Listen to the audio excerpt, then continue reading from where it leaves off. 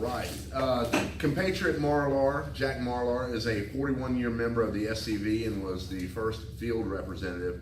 A lifelong resident of the Palmetto Estate, Jack was a production supervisor for the last 11 years and purchasing agent for a machine manufacturer for the previous 16 years. He also has been an instructor for Piedmont Tech College. Recently, Marlar has led several tours to historic sites in Charleston, Columbia, and Washington, Georgia, with all the proceeds benefiting the 16th South SCV Museum. We have a great speaker tonight. Let's give him a warm welcome, Jack Marlar. You do have this right here. That's a little collector's item. We'll talk about some more of that stuff. I'm going to speak to you tonight on great artillery actions of the war between the Americans and the Yankees. And somebody asked me how they kind of give away their birthright as being Americans when they destroyed the Constitution. I love to do this in Virginia because in Virginia they know who wrote the Constitution. Largely Southerners. If a Southerner wrote it, doesn't it take a Southerner to interpret it? I mean, what's wrong with Washington today? You got those scalawags, carpetbaggers, Yankees and stuff up there. I mean, think about it. If you move to England or France or Spain, they all have forms of democracy, but it takes you a while to get acclimated to what they got because it's different from what we got. So, but anyway, I try not to digress too long and get away from my old reputation I used to have of being long-winded and see if I can get through because y'all got a vacate here. You know what it means when I'm Baptist, so I can talk about Baptist. You know what it means when a Baptist preacher takes his watch off, puts up here? It means absolutely nothing. I do it too, but I have to look at it every night because I know if you stay too long, you'll lose your meeting place. So I know you got to get out on time over here. So we'll get through on time. Talk to you about 4 great actions of the war between the states that artillery totally dominated the whole scene. Infantry had almost nothing to do with it. It was all guns, just about. And when I say guns, I mean serious guns, real guns, big guns, heavy guns, heavy caliber, heavy firepower. And these are some you don't know much about. And there's a reason you don't know much about these battles. It is so embarrassing to the winner of the war. That is the Yankees. They thoroughly won the war. And I'm going to challenge you, and you're going to see at the end of this that you don't know how great, not we are, your great-great-granddaddies were. How great your great-great-granddaddies were. How famous and how wonderful and what marvelous men and what brilliant men they were, what ingenious people they were. We inherit that, but we don't know it. Why? Because the Yankees don't allow us to know our great history. The largest defeat in U.S. Navy history, of course, was Pearl Harbor, World's second. Now, don't think I'm Jack Marlar. Oh, he knows everything. No. I was taught all this stuff myself because I was not allowed to know it. And I'm a student of artillery. I've been studying cannons and building and shooting and making all of this stuff since the 70s. And I didn't know just about all of this. Most all of this stuff I had to be taught. I didn't find it out. I learned some of it studying. But where's the second largest defeat in U.S. Navy history?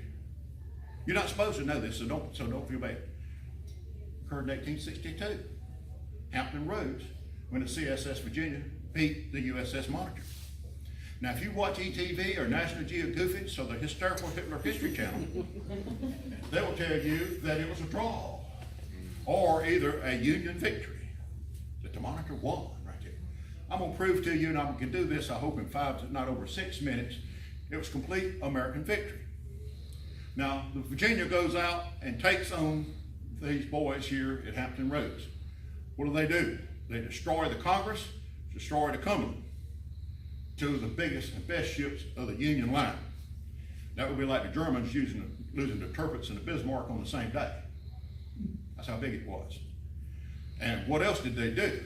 Now, this is just day 1. They destroyed 2 transports, sank 1 transport. They also damaged 4 other ships. 2 of them run aground. And they were scared to death, waiting just to see what was going to happen next day. Daylight runs out, tide goes out, battles disengaged. Total victory for the Southern Americans. They go back to port and go back out the next day. They go back out the next day, and guess what happens? Well, here comes this, looks like a cheese box on a raft. It's the USS Monitor. You know the story. They go round and round and try to ram one another. Couldn't do that. Both of them are uncomely. And so after this goes on a while, the Virginia hits the pilot house and knocks the captain out. And he's beat right here. So what happens? They retreat, they withdraw. Well, Virginia's left. Who's won about it? We did. I mean, you don't have to be very high to figure this thing out. I mean, if I got in a fight with Bucky, and after we go at it a little while, he got a lucky shot in, blooded my nose. I said, man, I gotta get out of here. This little guy go off in here. Bucky wins. Okay, next day, third day, Virginia goes back in because the other ships they've been taking on were wooden, and they only had shells. Why shells? Blow things up, catch things on fire. Virginia comes back next day with solid shots to take on armor of this Monitor. What does Monitor do next day? What happens next day? Won't come out and fight. Now, if my nose is still swollen and I don't want to go back and fight this young fella here, this little feisty guy right here, I think he's still killing in the hill, right? Who's won? Now you read the Yankee socialist accounts, and they say, oh, we kept Virginia bottled up because it was fixing to go out. Go read the Union accounts, folks. Go read Union accounts. They were evacuating from Washington. They were literally ready to pack up all the way from there to Maine because it was coming down Hampton Roads and going up Potomac, going to level everything. And they claimed that a victory. Wrong. Read what they did. When they built the Virginia, it was never designed to go to sea. Never. It was designed to keep James River, keep the Yankees out of James River, keep them out of Hampton Roads. That's exactly what it did. It did exactly what it was intended to do. And stayed there until the infantry couldn't hold their part up, and you know the rest of the story. The Union came up Peninsula, back road, Williamsburg, etc. Go in the back door, had to blow the thing up because they couldn't. They took Norfolk, didn't have a port to go back to, too shallow for it to go back up. But it did exactly what it's supposed to do. One thing, when I was studying this, the speaker who was teaching me these things, I asked him, I said, Mr. Lockridge, I said, why do you refer to the Virginia? I said, why do you refer to it as the CSS Merrimack? Because you know it was a USS Merrimack. He said, Jack, he said, they called it, the Confederates called it the CSS Merrimack. And I said, well, why would they do that? I thought CSS Virginia. He said, Jack, you got to remember the spunk and humor of the Southern boys. It was an in-your-face thing. We after you with your ship. Now the CSS Merrimack. I said, yes, these boys got it together right there. No ship in world history to that point took as much of a pounding as did the Virginia. The next ship to surpass it was its sister ship, the CSS Tennessee in Mobile Bay, when it took on 19 ships. And it was not sunk. The steering was cut away from it. That's another battle I don't have time to get into. Notice how I'm getting brief and I'm moving right along and not my old, I mean, I could talk on and on and on like my preacher up here. My preacher, we have a half hour of 7-11 music and then we have an hour of preaching. Always an hour, but it's good. We can listen to it, so it's not so okay. Next battle I'm going to tell you about. This holds a record, another record. This battle has the single most destructive shot of all the war between the states, war between the Americans and the socialist Yankees. Who, when, and where? Single largest shot of the war. Not the explosion, not the mine in Pittsburgh. Not explosion, but shot. Gettysburg. Nope. Nowhere close. Where? Nope. Nope. Only killed 5 with the Huntley. Got a lot of property value right there with Huntley, but this wasn't close to us. That's one reason you don't know. When I tell you the story is such an embarrassment to the Yankee socialists, you're going to see why. When Lincoln started the war against to destroy the South and destroy the Constitution, one of the grand things was the Anaconda Plan cut America in two down to Mississippi. The Yankees got plenty of money, so they built a series of ships, kind of like our Virginia. They called them pook turtles, P-O-O-K, pook turtles. Iron slides, big, heavy caliber guns, and thank you so much, appreciate that. These pook turtles are heavy guns, and they're going to go down to Mississippi. Well, they can't get down to Mississippi because they know we got some armor down there. Not much. Why do we not have much armor over there? Why is not much out there in the west? The battle planners, north and south, where are they planning on most of everything being fought? In the east. West is kind of afterthought. The Yankees have all of these ships, and they gonna go down the Mississippi River. They know they can't down, but they go down as far as the White River. White River separates Arkansas and Missouri off Mississippi, and they're gonna go out through there. If White River, if that rings a bell with you, remember when Bill and Clinton first got into big politics, one of the big scandals was the White River campaign? That's the same White River, okay? But sideline. You know, Southerners, we always have so many great stories to tell on the side of it. You know, so many great stories to tell. But anyway, they come down, and the Yankees come down, and they do this, and they turn, and go out the White River. Why? Because there's lots of money out there. Towns to be destroyed. Plantations to be destroyed with cotton and other stuff. And they can rob, because they know there's a lot of wealth right down through there. So that's what they do. They go down through there, and they're tearing up everything. And they would go up so far, find a place, and then they would disembark and destroy and do everything. I would like to read to you what the Yankees say they did. One officer who was in this flotilla, here's what he wrote. After debarking from our ship, we went across the plantation. Quote, anything not eaten was put to the torch. Desolation too hard to contemplate marks our every section of this country through which this army has passed. It leaves an air of sickening desolation everywhere. Another Union soldier described this, quote, such scenes cannot be described, but will last with me as long as time lasts. Fields all burned out, houses, barns, cotton gins, fences burned. The smoke mingles so thickly with the dust, the heavens are darkened out. Now that's what Yankees say they did. So this is not me saying, oh, those horrible Yankees, they come up. No, that's what they say they did. Property damage in one county alone was estimated at 1.5 million. I'm not an economist, so I don't know how many million that would be today, but a lot more to that today. 600. How much? 600 million. 600 million, wow, okay. So you can just imagine how big and bad a deal this was. But they go on up and they get up as far as they can, and guess what? The river goes down and they're about to get caught. So they turn around and come back. And as they're coming back at St. Charles, Missouri, the Americans bring two 32-pounders. That's a 6.4-inch bore guns. They have two of these 34-pounder guns and bring them out on a point right here. And the flotilla sees this coming down right here. They try to have it a mass battery, but they see this. So the Mound City lead ship, USS Mound City, comes up and says, signal, I'm going to go over and take care of that battery of rebel guns. So they go over and they open the gun port, fixing to run out an 8-inch gun, which if it got shell placed correctly, it would have destroyed them when shot. But the 32-pounder up there, they see that, they pull that lanyard, and it goes straight into the steam engine. Blows the header up on that steam engine, boom.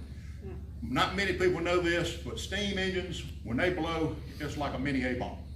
You don't have much steam power anymore. When that thing blew up, the other ships are gassed. They can't believe this because here's the lead ship. The Mound City is blown up. Steam, fire everywhere, men jumping off, they can't believe this.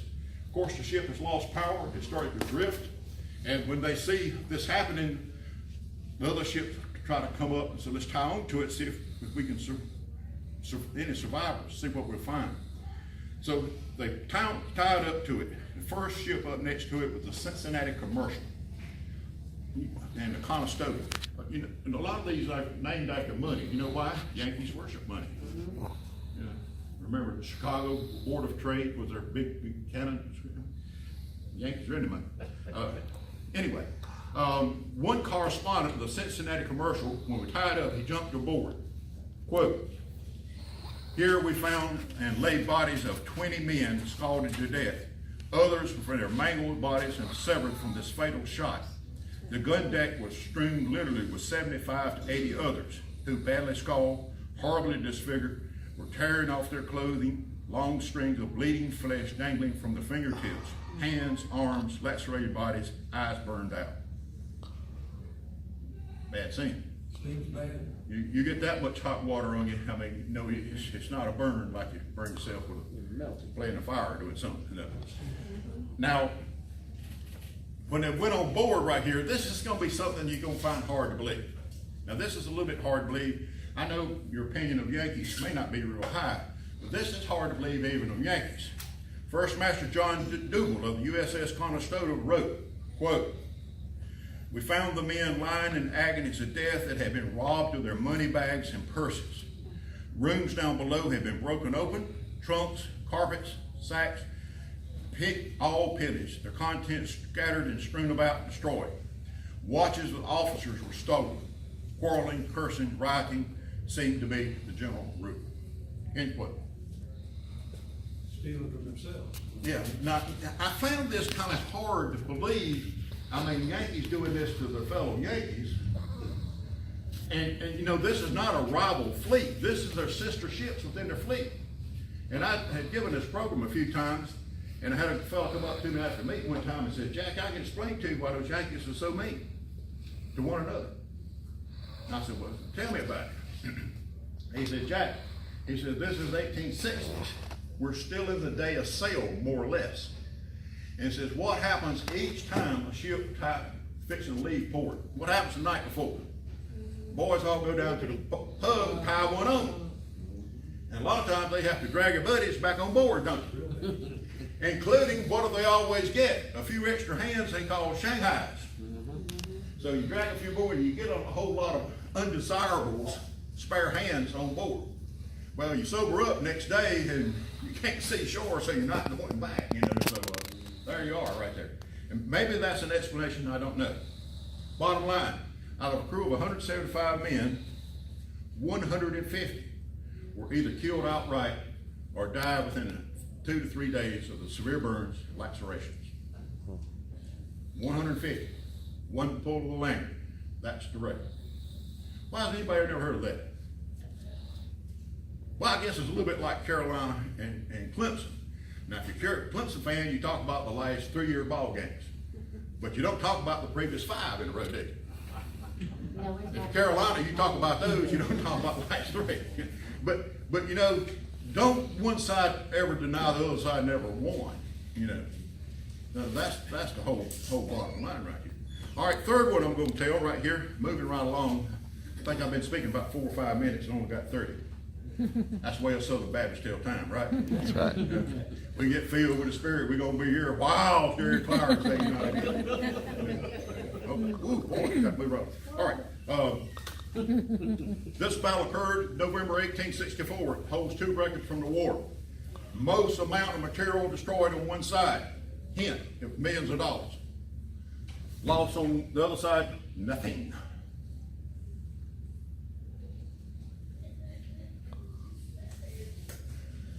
Casualties on one side were about 98% on one side, 2% on the other side. Wow. November 64. I won't let you guess due to interest of time. It was pulled off by General Joe Cool. You know who General Joe Cool is? Well, in 5 minutes you're going to know from his report after the battle. I introduce you to General Joe Cool. And you'll see why it's General Joe Cool. November 64, war's not going well for the Americans. Nathan Bedford Forrest and his entourage They are trying to cut up and destroy the back lines, but Sherman's already got too far. He's already about Savannah. If he pulled this off a couple of months earlier, Sherman might have had to pull back. But he's out right over there, and he comes up on the town of Johnsonville on the Tennessee River. It's up above, right next to Kentucky. And here's Johnsonville.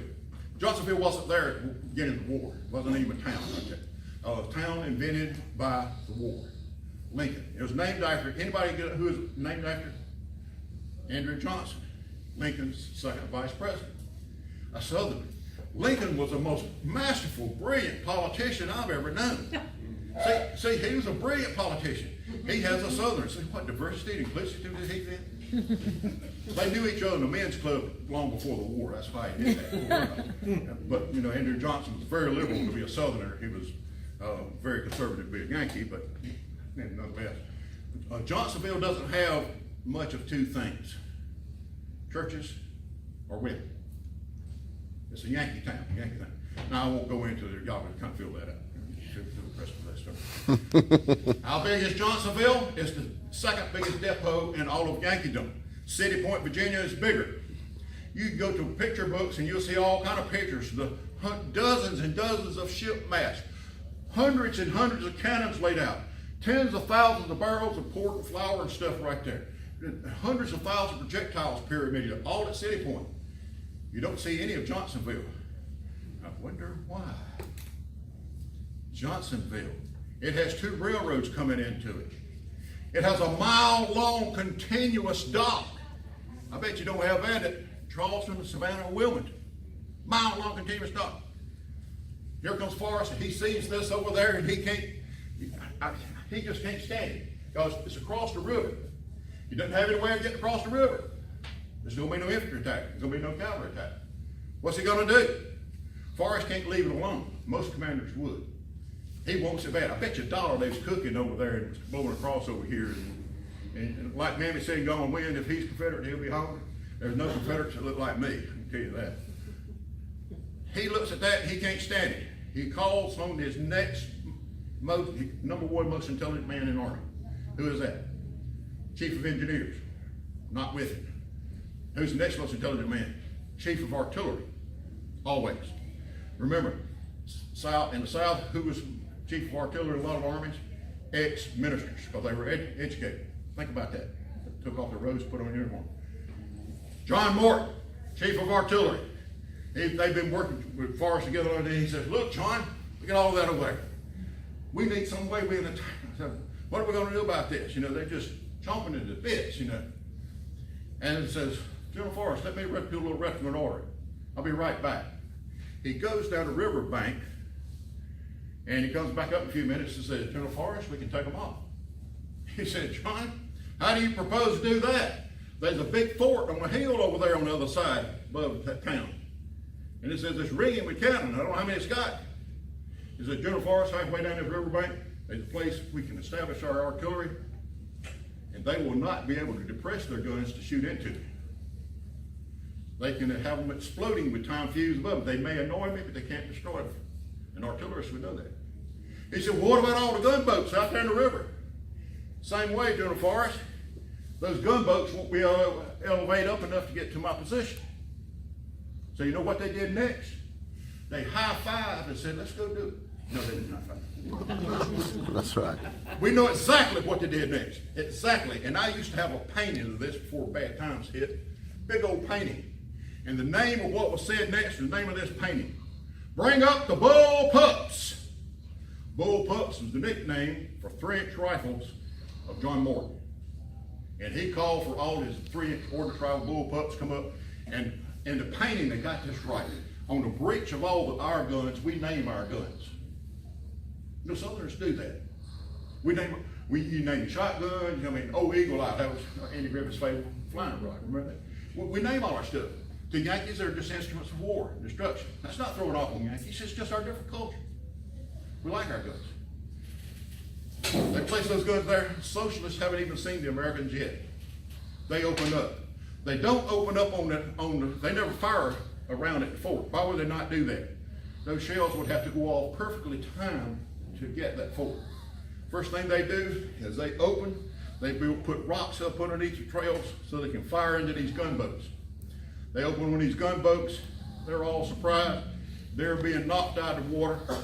Then they hit a gunboat, boiler explodes. At this point, all the Confederate artillery stops firing because they're all bent over double laughing because the Yankees jumping off like rats in the river, and they're all bent over double laughing at this thing. But this gunboat's on fire, it crashes into that dock. Guess what they just unloaded on that dock? Hay, corn. Now you got everything on fire. They take care of all the gunboats, the transports are all pulled 3 miles and back out of the river, get them out of range. And so now there's nothing left to do. They still got a few rounds exploding up above, nothing much happening. So next thing to do, nothing left to do. Let's take a few shots. Start throwing shells into town. Then all of a sudden they hit this big warehouse. And this big warehouse, and when a shell goes off, the windows and the doors blow open, and a big river of blue flame starts raining down the street. You know what that was? No lucky shot. The Yankees liquor supply. So now all of this is running down the street. Everything catches on fire. Everything's catching on fire. So now everything burns up. What is the after battle report? Well, let's just take a look at it and see what was said right here. This is so good, I don't want to paraphrase it because it's too good. Here it is right here. Okay. This expedition lasted 6 days. Here's what he wrote. Having completed the work designed by this expedition, I moved my command 6 miles during the night by the light of the fire of the enemy's burning crops. Oh, just another day and I'll wish to retire, and I'm going to thank you very well. The light of the fire of the enemy burning crops. Oh, well, I'll have another sip of water here. General Joe Cool, I do believe. How about that? Never heard of this, have you?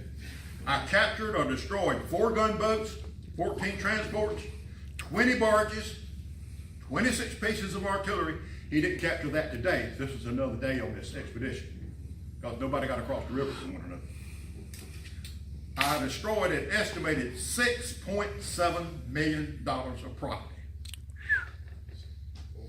Now, the question is, well, how do you know at 6.7 million he wasn't across the river? How do you know he didn't inflate that? Well, let's read what the socialists said. The socialists kind of lowballed. They go from 2.2 million to 8 million, depending on which Yankee report you read. Now, I would imagine they kind of lowballed that a little bit. When I was production supervisor and they'd scrap a batch out before all, Mr. Marlar, we scrapped a batch. It was a small batch. Let me see how much it is, because I've got to enter this in the computer and make amends in the morning to the high command when they come around, But when I was a little boy, me and my 2 older brothers, we had to haul hay, and my older brothers were hot rodding that thing, and we lost some hay at a real turn, and Daddy always rode the lines on Sunday. And there we could see where we were a bunch of hay, and we throwed it all over the fence, called the cows. And he got back home before training union that night, and he said, boys, he said, it looked like there's some hay down there in the turn. My older brother said, yeah, Daddy, we lost a couple of bales. We just lost a few bales right there. We did lose a few bales. It was a big few, but we lost it. Little brother Jack didn't say anything because he knew he'd get ripped up on right there. You always lowball it when you make a mess, don't you, right there? Millions of dollars one side, none on the other side. My loss in the entire trip was 2 killed, 9 wounded, 11. That of the enemy will far exceed over 500 killed, wounded, and prisoners. So 500 to 11. Not a big battle, but Sharpsburg was kind of 2 to 1. About even, rather. But Marie's Heights and Fredericksburg about 2 to 1, one of our biggest battles. Well, what does nobody ever know about these things? Well, we lost. Here's the other big thing. On the way back through, General Forrest came upon the same position, John Morton, and looked at it on the way back. As the smoke still rose from the burning embers of what was Johnsonville, and he said, John, if they give me enough men and you enough guns, I think we could still take them. There it is, late in the war, Forrest never gave up. Neither should we. Last bit of time right here. All right, got to do this short order. This is one of the greatest defeats of the U.S. Navy. They didn't lose that many ships, so it wasn't a defeat and loss of life and loss of ships. But as a defeat and battle, it was a major thing. This battle was so bad, Mr. Lincoln and Halleck and Gideon Welles did not let this go to press for months. You know where it was. You're not supposed to know, so don't feel bad. You're not supposed to know. I love to pull this off when I'm in Charleston, because it's April '63 in Charleston. The war's going bad for Lincoln's having such a bad time. '62's been a bad year for Lincoln. And he's going to lose the war. The foreign powers are going to recognize the Americans as a nation. And he says, I got to do something. So he issues the emaciation desecration. That falls bitterly in the North, because thousands of troops came home when they issued that. But they got them back before the spring offensive started. So you don't hear much about that. Yankees won the war. Okay, so he says, I know we've got to have a big victory. So let's take Charleston, because that's where I got them to fire on Fort Sumter, and it made it look like they started the war. So let's go take that city. So he goes and gets Admiral DuPont, and he says, we're going to take Charleston. General DuPont says, Mr. Lincoln, said, we've been trying for 2 years to get into Charleston. We can't get in there. He says, don't worry. He says, I've got the heaviest number of ships, the heaviest number of armor, the heaviest number of cannon ever single in world history. And Lincoln was telling the truth. He had 9 ironclads. No navy, no nation had ever had that much weight of metal, armor, firepower ever assembled until that time. The Nantucket, Passaic, Weehawken, Nahant, the New Ironside, Montauk, Catskill, and the Keokuk. Not to mention all the wooden ships. They have an aggregate of over 300 guns. The Americans have 76. Now let's be honest about this thing. It's not a 376 fight, because they can't bring all their guns to fight on all these wooden ships. Neither can we in the harbor. But we in the harbor have got some things going on. But Mr. Admiral Pont says, Mr. Lincoln, he said, the channels are obstructed by poles, nets, rafts with torpedoes on them. And these have pressure-sensitive fuses. Not just percussion fuses, they're pressure-sensitive. On top of that, they've got other torpedoes that are electrically charged from batteries on shore. We can't get in there. We've been trying this for 2 years. He says, you will do it. He said, but Fort Sumter sits in the middle of Fort Johnson, Fort Moultrie, you know, on and on and on. Castle Pinckney behind it, plus if we got past them, they got all the shore batteries. He said, we can't do this. Lincoln says, you will do it. Nobody's ever had this, do it. So what does DuPont say? What does he do? And here he knows he can't do it. You're already defeated when you don't think he can do it. He knows he can't do it. So, as the Yankees lined up their, Fort Sumter's a focal point. They had a 12-pounder mountain howitzer up there, signal gun. When they saw them lining up, they signaled with that 12-pounder howitzer to all the forts. At that point, the band came up on the ramparts and played Dixie. True. And it heard in all the forts, as well as the socialists coming in. All the Confederate officers went and put on their dress uniforms. They've been waiting a long time for this fight. And then, listen close, it's going to be a test question on this. As my English professor, history professor, he used to knock on the wall right here when something's going on. So, knock on the wall right here. He said, here's the test question. Let them come in as close as they will and open the ball by firing first upon you.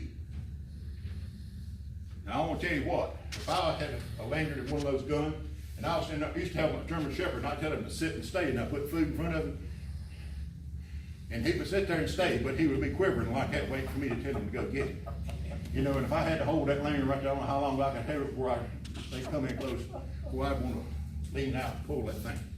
But here, these cannons, these Yankees have some 15 inchers. They have 13 inchers, 11 inchers. Americans have a few 11 inchers and a good many number 8 incher bores. But we got something Yankees don't have. Rifles. Rifle cannons. Socialists don't have any. Not like we do anyway. They have Harris, but they're far inferior. That's not us opinion, that's a fact. They're 15-inch guns, 440-pound projectiles. 35 pounds of powder to push it. 15-inch canister of powder, 35 pounds would be about this tall. Those ships would move in the water when they would fire.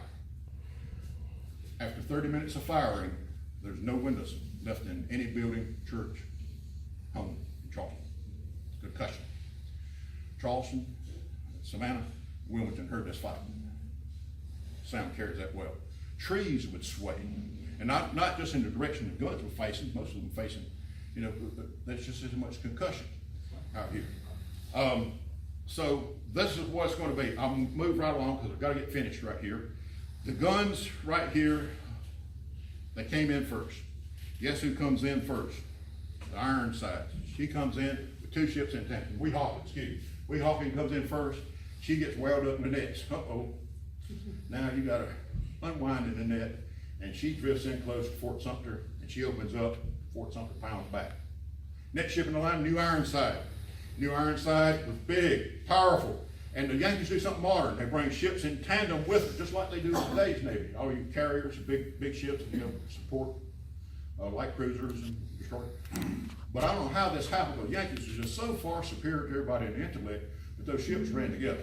And then, so they caught together and they're trying to get back out in line and harbor swift, and they got all these problems right here, and they're worried about these mines and all these things. They have to open on Fort Sumter to start turning back. Let's go right here to get through. I'm gonna go straight to the battle action report. Here's what happened. Ironside struck 60 times, damaged, withdrawn. Nahant hit 80 times, retired, severely damaged.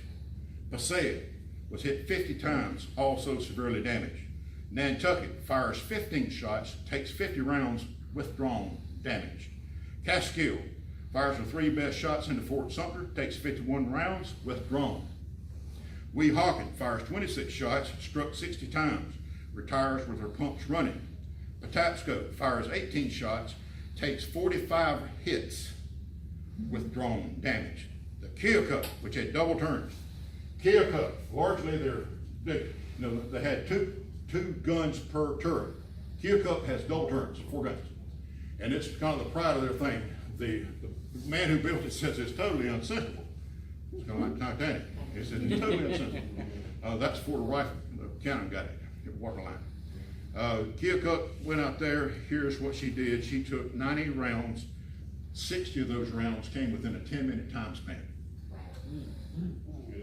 At daylight the next day, she sank, beached and sank. Now, how did the Americans do such good shooting? There's 2 reasons. 3 reasons. One, you don't know about this one, Mr. Lieutenant Yates, 1st Cyclone Artillery, had a forward action motion to pull, watch these things pull. I can't explain it to you because I don't know all the details on it.